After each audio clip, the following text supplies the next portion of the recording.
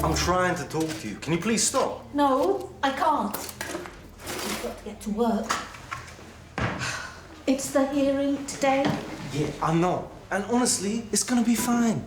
It's Ali. He's not gonna let anything bad happen to you. So, what exactly was it he told you yesterday about me and him? That you chased him. That you were insistent. Maybe a bit... Go on. A bit obsessed. And you know what? It's fine. There's nothing to feel embarrassed about. But I think Ali's rejection of you has clouded your opinion of him. You think? Is that really your thought or his? Thanks for clearing that up. Look, Ali's made a few mistakes. I get that. But haven't we all? I gave you a chance. So I'm gonna give the same to him. Something funny? Just someone jogged past me. You know, there are two types of women. Those that should wear lycra and those that shouldn't. Don't worry, you definitely fall into the first camp. What's up? That was a compliment. Well, not to the woman who was out for a run, it wasn't. Look, I've got half an hour before the hearing, so do you want a coffee or...? I don't really, no. You're annoyed about last night. There was an emergency at the hospital. There was nothing I could do. Seriously? So you didn't even think to send a text or get someone else to? I mean, it didn't even occur to you that I might be worried. Not thinking you've been in an accident or... OK, you're absolutely right. It was very unfortunate, and I apologise. So, can we move on? No, actually, I don't think we can. You see, it's not just about last night. Me and you, I had expectations. And I fell short of those expectations. But then I realised you're just not my type. Oh, really? So, wealthy, successful doctor's not your type? I said I'm sorry. Mandy!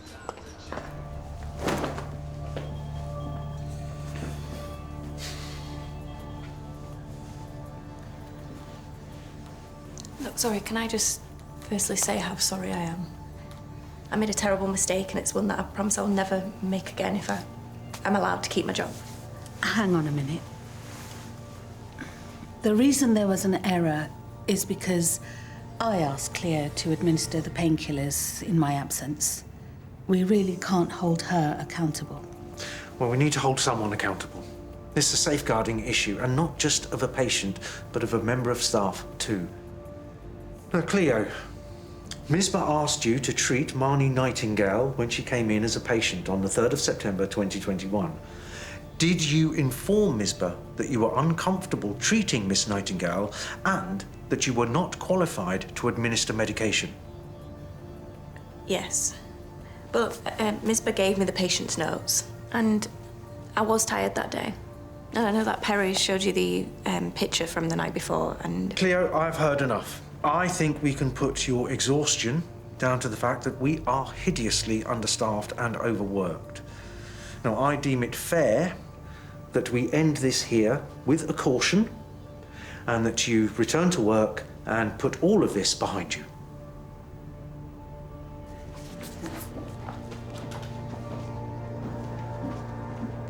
Misbah, we're not done here.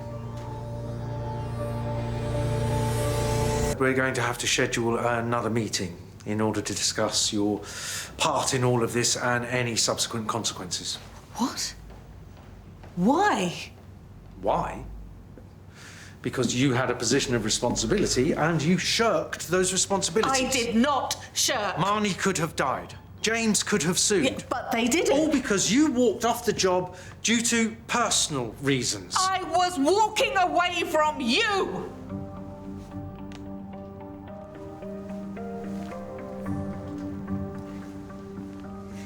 I saw you. It threw me. I needed to go.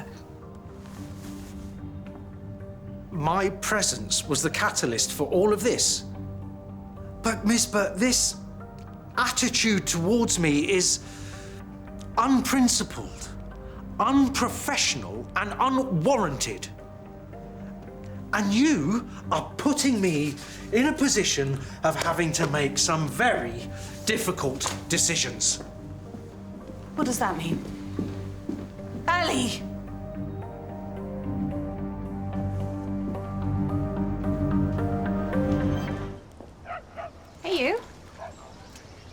escaped from the hospital. Fancied a change of scenery. You okay? Just one of those days, and these vending machine sandwiches are the pits. I spoke to Ali this morning. We called time on our dating, if you can even call it that. I mean, we didn't even sleep together. Sorry, that was a bit inelegant. No, I'm pleased to hear it. Sometimes it can make things complicated. You know, it's funny. The more time I spent with Ali, the more it just seemed there was something a bit off about him. He's not the type of man that I would want to be with, and I'm surprised he was for you. It was a long time ago. I was young, naive. Even so. I'm not sure I knew what I was getting into. You don't have any sort of relationship with him now? Well, I have to work with him, and we have a child together, but that's enough. Yeah. Although I don't think I'll be working with him much longer. It was the hearing today for Marnie Nightingale's case, and I've got a feeling that might not go so well for me. What are you doing here? Nice to see you too. Shaq called. We're grabbing a bite to eat. Oh, well, he's still in the shower. Why don't you come back in 15, 20 minutes? I'm happy to wait.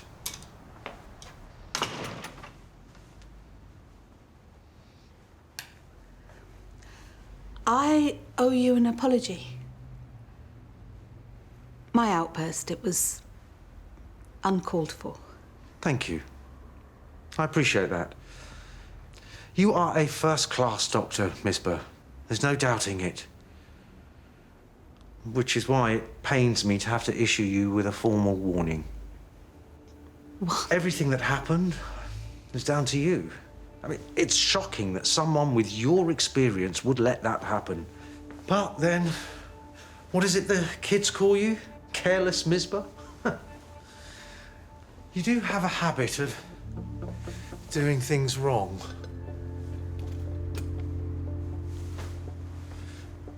So, you'll have it in writing tomorrow.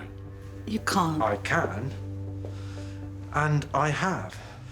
Furthermore, I suggest that I strongly recommend you find something else. But I belong at Dee Valley.